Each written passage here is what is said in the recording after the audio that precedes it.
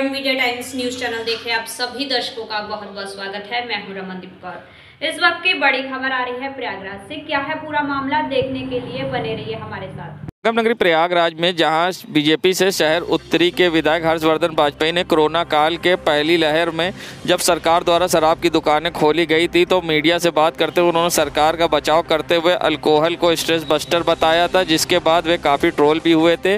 वहीं आज एक प्रेस वार्ता में कांग्रेस के पूर्व विधायक व शहर उत्तरी से कांग्रेस प्रत्याशी अनुग्रह नारायण सिंह ने हर्ष वाजपेयी के इस बयान पर निशाना साधा और कहा है कि ये उनकी संस्कृति और उनकी सोच है, उनके परिवार की, और उन्होंने 5 साल में जो काम किया है वे जनता सब जान चुकी है। और कांग्रेस प्रत्याशी अनुग्रह नारायण सिंह ने हर्षवर्धन वाजपेयी पर जमकर निशाना साधा और क्या कुछ कहा है आइए दिखाते हैं आपको। उससे पहले क्या कुछ कहा था हर्षवर्धन वाजपेयी ने वो भी दिखाते हैं आपको। न्यू की ज़रूरत है और शराब आबकारी एक हम लोग का रेवेन्यू का बहुत बड़ा सोर्स होता है। दूसरा मैं ये कहूँगा जो ये तो, लेकिन मैं फिर भी इसको छोटा रीज़न मानूंगा। मेन रीज़न मैं ये कहूँगा कि देखिए ये भी एक तरीके का स्ट्रेस बस्टर है। ये स्ट्रेस का टाइम है, लोगों की आर्थिक कंडीशन कमज़ोर हो गई है, लोग घर के अंदर रह रहे हैं, तो अगर हम लोग रिक्रिएशन का, स्ट्रेस रिलीज़ करने का एक माध्यम लोगों को दे रहे हैं तो मुझे ज़रूर लगता है इससे डिप्रेशन इत्यादि के लोग कम शिकार होंगे। बुरे वक्त में alcohol is a stress buster also. लोगों का इस बुरे वक्त में हमें लोगों को, अगर लोग घर के अंदर रह रहे हैं, स्ट्रेस में रह रहे हैं, तो ज़रूर कोई डिप्रेशन में ना जाए। अगर इससे कुछ लोगों का स्ट्रेस बस्ट होता है तो इट्स अ फ्री कंट्री। सामने हर्षवर्धन वाजपेयी हैं जो पहले भी कोरोना के पहले लॉकडाउन में जिन्होंने बताया था alcohol is a stress buster. क्या कहेंगे? क्या कहा था? Alcohol is a stress buster. जब अब उनकी संस्कृति सोच है उनके घर परिवार की, और 5 साल जो भी उन्होंने काम किया है उसको यहाँ के नागरिकों ने अच्छी तरह देखा है, परखा है। ये चुनाव मेरिट पर होने जा रहा है, तो मेरिट में अब हम लोग भी जीते भी हारे भी। हम तो जब चुनाव जीते तब भी उसी तरह थे और जब हार गए तब भी उसी तरह थे। तो हम लोग अपने जो काम किए हैं उसके अनुसार है। अब जहाँ तक उनका सवाल है विधायक जी का, अब उनकी पार्टी और वो लोग जाने। संगम नगरी प्रयागराज में जहां चुनाव करीब है और धारा 370 को लेकर जहां प्रचारित किया जा रहा है, अब क्या कुछ कहना है लोगों का इस पूरे मामले पर कि विकास के मुद्दे काम आएंगे या 370 पर लोग वोट करेंगे? क्या कुछ कहना है प्रयागराज की जनता का, आइए सुनाते हैं आपको। इस पे टोटल गेम पूरा 50-50 का रहेगा मुझे नहीं लगता, लेकिन बीजेपी से बहुत खुश नहीं है लोग इस समय। उसका अपना एक जो मध्यम वर्गीय परिवार है, जो व्यवसायी वर्ग है, वो बहुत परेशान है। हमारे यहाँ व्यवसायियों के लिए कोई सुविधा उपलब्ध नहीं है, ठीक है। उनको नुकसान होता है, उनको परेशानी होती, उसके बाद भी अब एक कभी भी जो इस समय जो चल रहा है, पहले तो ये देखें मोदी जी कि व्यवसायी वर्ग के लिए वो क्या कर सकते हैं, योगी जी क्या कर सकते हैं। व्यवसायी वर्ग के लिए उन्होंने कुछ नहीं किया। बड़े स्तर के मध्यम वर्गीय व्यवसायी इस समय त्रस्त है।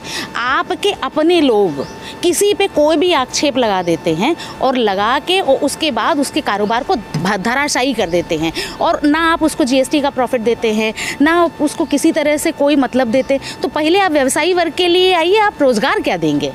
रोज़गार देने के लिए आपको से विपक्ष के मुद्दे बहुत ज़्यादा हावी रहेंगे। आपकी बार मैं अर्चना त्रिपाठी, एडवोकेट हाई कोर्ट। दूसरा सवाल है, 370 हटाया, बीजेपी अपने आप को फ़ायदा बता रही है। क्या बीजेपी को फ़ायदा मिलेगा इससे? कोई फ़ायदा नहीं मिलेगा, ये फर्जी है।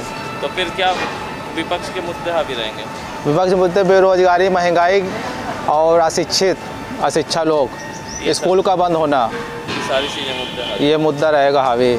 क्या नाम है आपका? अफसर खान। बीजेपी को किस तरह से लाभ मिलेगा और कितना, या तो क्षेत्र में जो विकास, रोजगारी, महंगाई का मुद्दा है वो हावी रहेगा, क्या कहेंगे इस पर? धारा 370 जो बीजेपी सरकार ने हटाई है, इसका उत्तर प्रदेश में बहुत लाभ मिलेगा, क्योंकि मिलेगा, क्योंकि धारा 370 में हम लोगों में पे बहुत बंदिश थी। हम वहाँ रह नहीं सकते थे, वहाँ रोज़गार नहीं कर सकते थे, वहाँ अपना स्थान नहीं बना सकते थे। अब हमारा कश्मीर में भी हम रह सकते हैं, वहाँ रोज़गार बना सकते हैं, वहाँ शिक्षित हो सकते हैं, वहाँ बच्चों को भेज सकते हैं, वहाँ के बच्चे यहाँ आ सकते हैं। धारा 370 हटाकर एक सबसे बड़ी बात हुई, देशभक्ति की एक भावना बीजेपी ने जगाई और इसका बहुत फ़ायदा होगा। और सब लोग बार बार महंगाई कहते हैं, महंगाई किस समय महंगाई नहीं थी। अब जो हम अपने मेड सर्वेंट को 200 रुपये देते थे, आज हम 4000 देते हैं, तो हम जो दे रहे हैं उसका भी तो समझे। तो महंगाई हमारे हिसाब से जो पहले थी वो ही अभी भी है, और धीरे धीरे कोरोना काल में बहुत कुछ इधर उधर मामला हुआ है, अब गाड़ी लाइन पे आएगी। दूसरा सवाल है, यूपी के विधानसभा क्या विपक्ष के जो मुद्दे हैं वो हावी हैं? धारा 370 हटने से क्या कोई फ़ायदा हुआ? अगर कोई फ़ायदा हुआ है तो सरकार बताए। धारा 370 हटने से मुझको नहीं लगता कोई फ़ायदा हुआ है, या कश्मीरियों में कोई उपलब्धि आई है। तब भी आतंकवाद होता था, आज भी आतंकवाद वहाँ हो रहा है। ये ऐसा कोई मुद्दा इस चुनाव में नहीं है। इस चुनाव में महंगाई, बेरोजगारी, शिक्षा, ये मेन मुद्दा रहेगा। बाकी कोई मुद्दे इसमें हावी नहीं रहेंगे। अनवर खान। बताइएगा। ठीक है, ये बताइए, बीजेपी ने 370 हटाया, उसका कितना फ़ायदा बीजेपी को मिलेगा, या विपक्ष जो गरीबी बेरोजगारी का मुद्दा वो ज़्यादा हावी रहेगा? नहीं, विपक्ष 370 हटाने पे विपक्ष को फ़ायदा ज़्यादा नहीं बीजेपी को मिलेगा। किस लिए? जैसे भाई यहाँ पे जैसे कि वहाँ पे जो बेरोजगार वहीं के लोग करते थे, अब हमारे हर लोग जाके वहाँ पे करेंगे। यही सब चल रहा है वहाँ पे। क्या नाम है आपका? अनिल कुमार। संगम नगरी प्रयागराज की सड़कों पर आज सपा की नेत्री शहर पश्चिमी प्रत्याशी ऋचा सिंह द्वारा जनसंपर्क किया गया। ऋचा सिंह पहले शाहगंज, पत्थर गली व सब्जी मंडी होते हुए गढ़ी सराय पहुंची, जहां उन्होंने लोगों से समाजवादी पार्टी की नीतियों को बताते हुए अपने समाजवादी कार्यकर्ताओं के संग सड़कों पर निकलकर वोट मांगा और समाजवादी पार्टी को मजबूत करने के लिए लोगों से अपील की।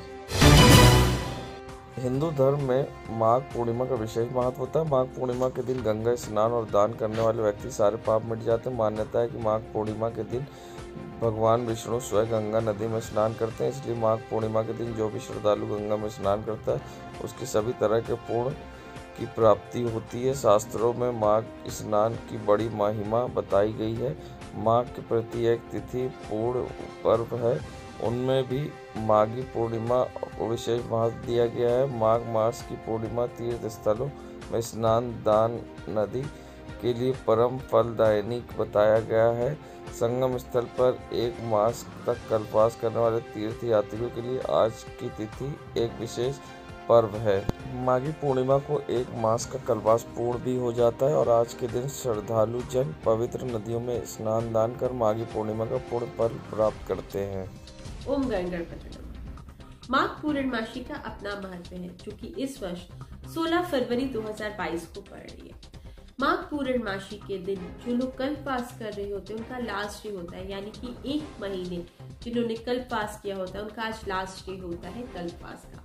वह सुबह जल्दी उठ के गंगा नदी में स्नान करते हैं, उसके बाद सत्यनारायण की कथा पढ़ते हैं और उसके बाद उनका कल्पवास समाप्त होता है।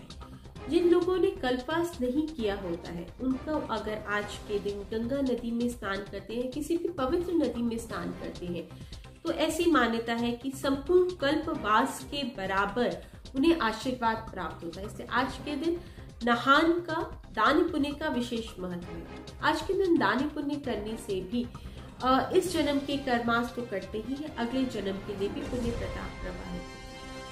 ऐसी मान्यता है आज के दिन तिल का दान जरूर करना चाहिए। गंगा नदी में यानी बहती नदी में अगर हम तिल प्रवाहित करते हैं तो शनि जी का आशीर्वाद प्राप्त होता है, यानी किसी कुंडली में अगर शनि दोष होता है तो उससे मुक्ति मिलती है, पितृ दोष से मुक्ति मिलती है। और अगर जिनको फाइनेंशियल लॉसेस चल रहे होते हैं उनके लिए भी आज के दिन बहती नदी में या गंगा नदी में तिल प्रवाहित करने से पुण्य प्रताप प्राप्ति होती है। फाइनेंशियल लॉस के लिए भी ये कार्य जरूर करना चाहिए। आज के दिन दानी पुण्य का विशेष महत्व है, दान जरूर करना चाहिए, विष्णु जी की आराधना जरूर करनी चाहिए। ऐसी मान्यता है कि आज के दिन गंगा नदी में जो है विष्णु जी आके वास करते, इसीलिए आज के दिन गंगा नदी में नहाने का विशेष महत्व है। उसके बाद सत्यनारायण की कथा भी अवश्य पढ़ी जाती है। जो लोग सत्यनारायण की कथा नहीं पढ़ सकते वो संपूर्ण दिन ओम भगवती वासुदेवाय नमः का जाप अवश्य करें। ऐसा करने से फाइनेंशियल या जिनके ऊपर कर्जे होते हैं उनको भी मुक्ति मिलती है। यानी कि अगर कोई लोग काफ़ी टाइम से किसी कर्ज से परेशान है या फाइनेंशियल लॉसेस में चल रहे, उनके दिन आज के दिन ओम नमो भगवती वासुदेवाय का जाप करना काफ़ी पुण्य प्रताप दिलाता है। आज के दिन हमें नहाना ज़रूर चाहिए। आज के दिन की मेन प्रथा है कि सुबह हमें अर्ली मॉर्निंग उठना चाहिए, स्नान करना चाहिए। जो लोग पवित्र नदी में नहीं जा सकते वो घर में ही अपने टब में थोड़ा सा गंगा जल मिला लें। अगर गंगा जल अवेलेबल नहीं है तो नहाते वक्त गंगा जी का ध्यान करने से भी उनका आशीर्वाद प्राप्त होता है। नहाने के बाद विष्णु जी का ध्यान करना चाहिए। माँ विष्णु जी का जो लोग जिनके घर में विष्णु जी की फोटो नहीं है वो कृष्ण जी की कर सकते हैं, राम जी की कर सकते हैं और उनकी जोड़ी की करना चाहिए। यानी कि अगर हम विष्णु जी की कर रहे हैं तो माँ लक्ष्मी का ध्यान करना चाहिए, साथ में राम जी की कर रहे हैं तो सीता माँ का ध्यान करना चाहिए और कृष्ण जी की कर रहे हैं तो साथ में राधा जी का ध्यान करना चाहिए। और उनको जो है सफ़ेद फूल ज़रूर चढ़ाना चाहिए, घी अर्पण करना चाहिए, मक्खन अर्पण करना चाहिए, दूध अर्पण करना चाहिए, या तो पंचामृत भी आप बना सकते हैं, या सफ़ेद मिठाई का अर्पण करना चाहिए। जो भी चीज़ें लीजिए वो सफ़ेद लीजिए। ऐसा करने से उनका विशेष आशीर्वाद प्राप्त होता है। इसके अलावा रोली, चंदन, लाल चंदन लीजिएगा, चंदन चढ़ाना चाहिए और सिंदूर ज़रूर चढ़ाना चाहिए। माँ को सिंदूर चढ़ाना चाहिए और विष्णु जी को जो है पीला चंदन या लाल या पीला चंदन चढ़ाना चाहिए। ऐसा करने से उनका विशेष आशीर्वाद प्राप्त होता है। गंध चढ़ानी चाहिए, इत्र अवश्य चढ़ाइए। ऐसा करने से काफ़ी प्रसन्नता होती है घर में। जो भी हस्बैंड वाइफ के बीच में अनबन होती है उसमें भी कमी आती है एंड फाइनेंशियल लॉसेस से भी होती है। आशा करती हूँ ऊपर वाले की कृपा दृष्टि आप पे बरसे। संगम नगरी प्रयागराज में उस समय हड़कंप मच गया जब पंडा बस्ती कीटगंज में कांग्रेस और भाजपा के समर्थक आमने सामने आ गए और दोनों में जमकर नारेबाजी हुई और जिसके बाद दोनों में हाथापाई की नौबत आ गई। बता दें कांग्रेस की प्रत्याशी अल्पना निषाद एक कार्यक्रम के तहत आज कीटगंज के पंडा बस्ती में अपने कार्यक्रम को लेकर पहुंची थी और उनका आरोप है कि वहां पर जैसे ही वो लोग पहुंचे तो सामने से भारतीय जनता पार्टी के कार्यकर्ता आ गए और नारेबाजी हुई एक दूसरे में आमने सामने, जिसके बाद वो आक्रोशित होकर उन पर कांग्रेसियों पर हमला कर दिया। और वीडियो में आप देख सकते हैं भाजपा के लोग किस तरह से दौड़ते हुए आए और कांग्रेसियों पर झपट कर हमला किया है। इससे तो साफ है कि अब इस पर चुनाव आयोग किस तरह की कार्रवाई करता है ये देखने वाली बात होगी। क्या कुछ आरोप लगाते हुए अल्पना निषाद ने निशाना साधा है, आइए सुनाते हैं आपको। जैसा कि हम इस कार्यक्रम में आ रहे थे, हमारी बड़ी दीदी प्रीति चौबे जी हम सब के लिए पूजनीय भी हैं, हम सबको मार्गदर्शन देती हैं, हमारे सुख दुख में हमेशा खड़ी रहती हैं और इनकी अनुमति से यहाँ यह प्रोग्राम आयोजित हुआ था। आप सबने देखा किस प्रकार से बीजेपी पार्टी के समर्थकों ने हमारे कार्यक्रम को प्रभावित करने का कार्य किया, हमारे समर्थकों को पीटने का कार्य किया। हम लोगों ने अपनी एक प्रकार से अच्छी सोच और उस कंट्रोल को दिखाया। हम सब हैं, हम उनकी तरह गुंडागर्दी नहीं चाहते। उनके पास पैसा है, धन है, बल है, लेकिन मैं बताना चाहती हूँ कि हमारे पास गरीब जनता है। इस पंडित समाज के, पंडा समाज के वो तीर्थ पुरोहित है जो सदैव हमारे साथ, हमारे दुख और सुख में साथ रहते हैं। अगर हमारे घर एक बच्चे का जन्म होता है तब भी पुरखों के साथ कई पुस्तों से अगर हमारे यहाँ या किसी के यहाँ अगर बच्चे का जन्म भी होता है तो यही तीर्थ पुरोहित और पंडित लोगों से हमारे घर में पूजा पाठ होता है। खुशियां बांटी जाती है, और अगर किसी की मृत्यु भी होती है तो इन्हीं पंडितों के द्वारा ही या कर्मकांड का भी कार्यक्रम होता है।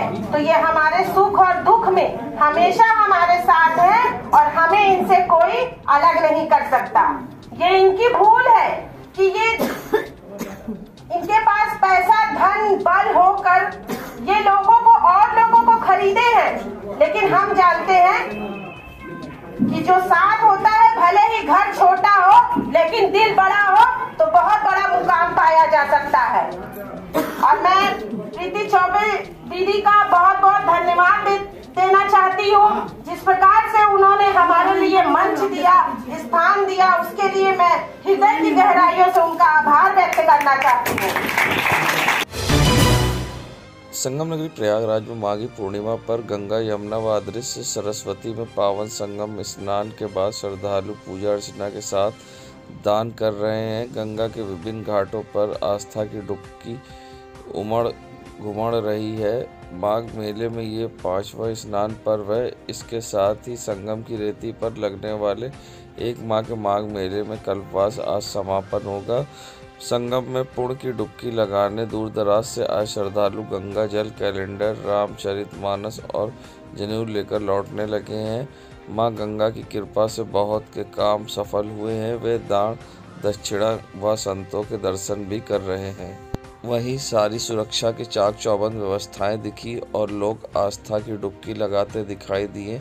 यहां दूर दराज से आए स्नानार्थियों ने गंगा, यमुना व संगम में आस्था की डुबकी लगाई। पैगंबर इस्लाम मोहम्मद सल्लल्लाहु अलैहि वसल्लम के दामाद हज़रत इब्ने अबू तालिब की यौम विलादत पर मसर्रत मौके पर मुस्लिम बहुमूल इलाके में जश्न का माहौल रहा। जगह जगह जश्न की महफिल सजी, शायरों ने अपने कलाम पेश कर जमकर वाहवाही लूटी। वहीं एक सोच संस्था की ओर से दरगाह हज़रत अब्बास में केक काट कर लोगों को नारे हैदरी, नारे रिसालत की सदा बुलंद की। वहीं सपा प्रत्याशी रईस चंद शुक्ला ने केक काट कर लोगों को यौम विलादत की मुबारकबाद पेश की। साथ ही दरगाह में मुराद मांग कर बोसा लिया। संगम नगरी प्रयागराज में माघ मेले के आखिरी स्नान माघी पूर्णिमा पर आज लोग आस्था की डुबकी लगा रहे हैं। जहां कल रात से ही स्नान चालू था और सुबह लोगों की भीड़ दिखने लगी। वहीं मेला क्षेत्र में लोगों की भीड़ दिखाई दी। आज आखिरी स्नान पर्व है, जहां सुरक्षा के कड़े इंतजाम किए गए हैं। वहीं करीब सुबह तक करीब 10 लाख लोग स्नान कर चुके हैं और लोगों की भीड़ आप देख सकते हैं यहाँ किस तरह से दिखाई दे रही है। दूर दूर तक सर नज़र आ रहे हैं और लगातार लोग यहाँ आ रहे हैं नहान के लिए। और साथ ही सबसे बड़ी बात है, प्रशासन की ओर से चाक चौबंद इंतजाम किए गए हैं। क्या कुछ कहना है इस पूरे मामले पे साधु संत और पुलिस प्रशासन का, आइए सुनाते हैं आपको। उस पूर्णिमा से प्रारंभ तीर्थराज प्रयाग का कल्पवास जो आज अपनी पूर्णता को प्राप्त कर रहा है। आज माघी पूर्णिमा है। माघी पूर्णिमा में स्नान कर कर्म इंद्रिय ज्ञान इंद्रिय को एकत्र कर भावातीत ध्यान तुर्यातीत जो ध्यान का प्रक्रिया है, यम नियम आसन प्राणायाम प्रत्याहार धारणा ध्यान समाधि की स्थिति में पहुंचकर भगवान से साक्षात्कार करते हैं। भगवान भास्कर का नमस्कार पूजन और सत्यनारायण व्रत पूर्णिमा को करते हैं आज। और वो व्रत करने के बाद सत्यनारायण की कथा सुन त्रिवेणी स्नान कर भक्त अपने घरों को, संत अपने आश्रमों को प्रस्थान करते हैं। हम भगवती गंगा और यमुना से प्रार्थना करते हैं कि भारत में शांति हो, समृद्धि हो, 21वीं सदी में विश्व की महाशक्ति भारत बने। ऐसी मंगल कामनाओं के साथ भारत से उग्रवाद, आतंकवाद, भ्रष्टाचार समाप्त हो, शांति समृद्धि की कामना हो। सर्वे भवन्तु सुखिनः, सर्वे सन्तु निरामया के साथ देश की एकता, अखंडता, समृद्धि बनी रहे। ये माघ मेले का पंचम स्नान पर्व है और माघी पूर्णिमा का माघ मास समाप्त हो रहा है। माघी पूर्णिमा का स्नान करके जो कल्पवासी पौष पूर्णिमा से 1 माह के लिए यहाँ पर प्रवास कर रहे थे, वो स्नान करके अपने गंतव्य को प्रस्थान करेंगे। आज देख रहे हैं कि संगम तट पर और विभिन्न स्नान घाटों पर बड़ी संख्या में श्रद्धालु और कल्पवासी स्नान कर रहे हैं। एक बृहद सुरक्षा योजना के अंतर्गत आवागमन के मार्ग निर्धारित किए गए हैं। पार्किंग की सम्यक व्यवस्थाएं की गई हैं। मेला क्षेत्र के अंतर्गत भी पार्किंग की व्यवस्था है, जिससे कि श्रद्धालुओं को, कल्पवासियों को कम से कम स्नान घाटों तक जाने के लिए पैदल चलना पड़े। और सीसीटीवी कैमरों के माध्यम से, ड्रोन कैमरों के माध्यम से पूरे मेला क्षेत्र के चप्पे चप्पे पे नज़र रखी जा रही है। सुरक्षित स्नान देने के लिए डीप वाटर बैरिकेडिंग के साथ फ्लड कंपनीज के जवान नियुक्त हैं, SDRF नियुक्त है।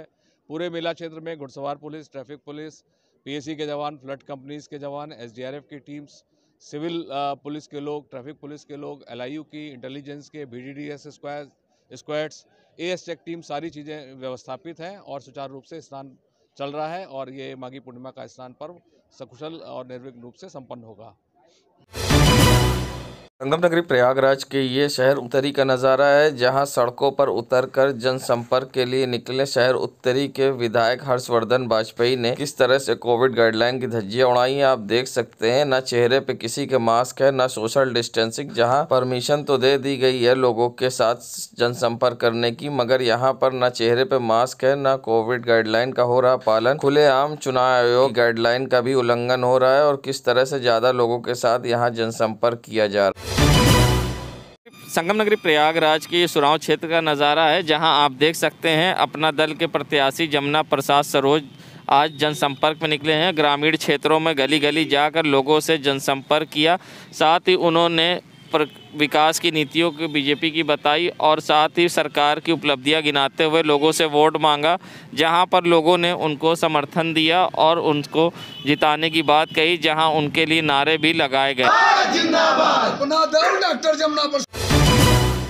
संगम नगरी प्रयागराज मन चंगा तो कठौती में गंगा का जगत को संदेश देने वाले संत शिरोमणि गुरु रविदास की जयंती पर कर्नलगंज थाने से नेतराम चौराहे जगमोहन पार्क चौराहा होते हुए शोभा यात्रा निकाली गई। गाजे बाजे के साथ निकाली गई शोभा यात्रा में लोग झूमते थिरकते रहे। वहीं शोभा यात्रा में शामिल लोगों का कहना था संतों के संत रविदास जी को लोग भूलते जा रहे हैं, जिनकी आज शोभा यात्रा निकाली गई है।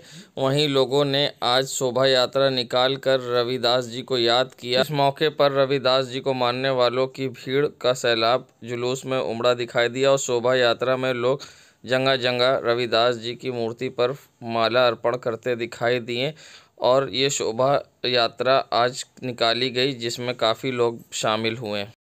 आज किस विषय पे जुलूस निकला हुआ है? आज हमारे भारतवर्ष के महान संतों में संत शिरोमणि महाराज रविदास जी की जयंती है। उसके शुभ अवसर पे हम लोग इलाहाबाद के निवासी जितने हैं, इनका रथ यात्रा निकालकर, शोभा यात्रा निकालकर जुलूस का रूप में हमने मनाया जाता है, जिसके जरिए ये संदेश भी जाता है भारतवर्ष में कि लोगों को ये नहीं मालूम कि संतों को महासंत जो थे उसको लोग भूलते जा रहे हैं। हम लोग चाहते हैं कि उनको याद किया जाए। और ये आलोक चौधरी, पूर्व जोन कोऑर्डिनेटर बसपा। कर्नलगंज क्षेत्र में उस समय हड़कंप मच गया जब एक गाड़ी जाके डिवाइडर से टकरा गई। बता दें, कर्नलगंज थाने से करीब 50 मीटर की दूरी पर आनंद भवन LIU ऑफिस के समीप डिवाइडर से एक महिंद्रा की गाड़ी जा टकराई, जिससे गाड़ी पूरी तरह से आगे के हिस्से की क्षतिग्रस्त हो गई और गाड़ी में बैठे लोग बाल बचे, कोई हताहत नहीं हुआ। वहीं गाड़ी टकराने के बाद लोगों की भीड़ लगी रही और मौके पर पुलिस जांच में जुटी। देश दुनिया की खबरों के लिए world media times news channel को सब्सक्राइब करें।